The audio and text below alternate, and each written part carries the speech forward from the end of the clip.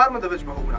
कहते हैं पहाड़ की कठिनाइयां इंसान को मजबूत बनाती है और जो इन कठिनाइयों से निकलकर आगे बढ़ता है वही समाज का सच्चा नायक कहलाता है। और आज एक ऐसे ही सच्चे नायक की कहानी आपको सुनाएंगे जिसने उत्तराखंड की शिक्षा व्यवस्था को एक नया मोड़ दिया।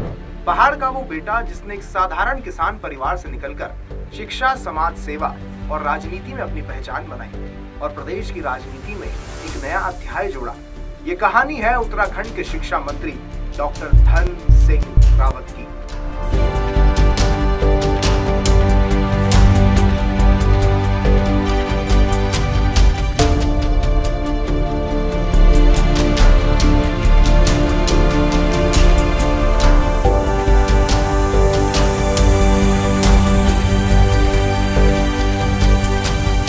सात अक्टूबर का दिन था और साल था 1972।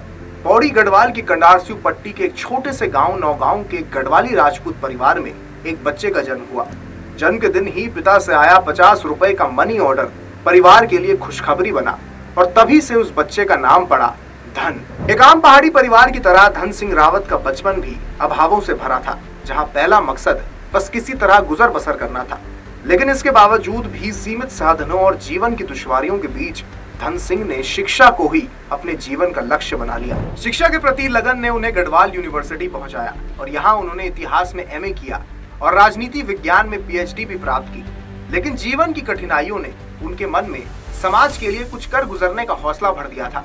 लिहाजा छात्र जीवन में ही धन सिंह अखिल भारतीय विद्यार्थी परिषद और राष्ट्रीय स्वयंसेवक संघ से जुड़ गए और सामाजिक आंदोलनों में उनकी सक्रियता ने उन्हें जल्द ही एक युवा नेता के रूप में भी पहचान दिलाई। छुआछूत, बाल विवाह और मद्य निषेध जैसे अभियानों में वे हमेशा आगे रहे।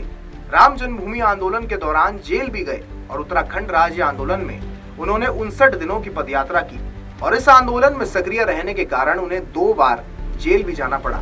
लेकिन इसके बावजूद भी धन सिंह रावत ने माओवाद के खिलाफ पिथौरागढ़ के सुदूर और सीमांत इलाके में जूलीकोंग से टनकपुर तक 39 दिन की पदयात्रा में अपनी आवाज को बुलंद किया। 90 के दशक में उत्तरकाशी और चमोली भूकंप में 60 दिनों तक वे प्रभावित गांवों तक पहुंचकर राहत और बचाव कार्यों में भी लगे रहे। विद्यार्थी परिषद में एक कुशल संगठनकर्ता के रूप में पहचान बनी तो डॉक्टर धन सिंह रावत को भाजपा ने उत्तराखंड में प्रदेश संगठन मंत्री का दायित्व दिया। साल 2012 के विधानसभा चुनाव में अचानक ही नामांकन से कुछ दिन पहले पार्टी ने उन्हें श्रीनगर गढ़वाल विधानसभा का टिकट थमा दिया, जिसमें उन्हें सफलता नहीं मिल सकी। लेकिन धन सिंह रावत ने हार नहीं मानी और क्षेत्र में लोगों के बीच लगातार सक्रिय रहे। और फिर आया 2017 का चुनाव, जहां जनता ने उन्हें विधायक चुना और सरकार में उन्होंने स्वास्थ्य, शिक्षा और सहकारिता मंत्रालयों को बखूबी संभाला। 2022 में वो दोबारा जीतकर विधानसभा पहुंचे और उत्तराखंड सरकार में कैबिनेट मंत्री बने और फिर से शिक्षा, उच्च शिक्षा, स्वास्थ्य, सहकारिता जैसे महत्वपूर्ण विभागों की जिम्मेदारी संभाली। और आज वे उत्तराखंड में शिक्षा, सुधार और स्वास्थ्य सेवाओं के विस्तार के लिए जाने जाते हैं।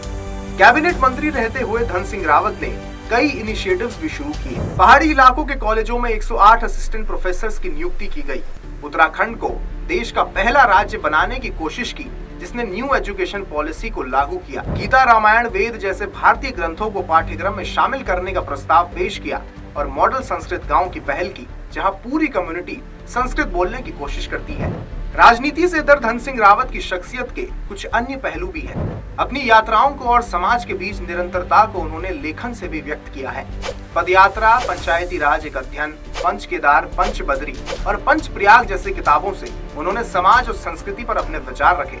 उनका मानना है कि शिक्षा और संस्कृति ही उत्तराखंड को आत्मनिर्भर बना सकती है। धन सिंह रावत के किसान परिवार से निकलकर राज्य के कैबिनेट मंत्री बनने तक की ये यात्रा हमें ये सिखाती है कि सपने चाहे छोटे से गांव में जन्म ले, पर मेहनत, संघर्ष और सेवा भाव से उन्हें शिखर तक पहुंचाया जा सकता है। डॉक्टर धन सिंह रावत की ये कहानी हर युवा के लिए एक प्रेरणा है और अगर आपको भी ये कहानी पसंद आई तो जरूर इस कहानी को अपने बाकी मित्रों के साथ भी शेयर करें। एक बार फिर आपसे मुलाकात होगी किसी नई कहानी के साथ। तब तक के लिए नमस्कार।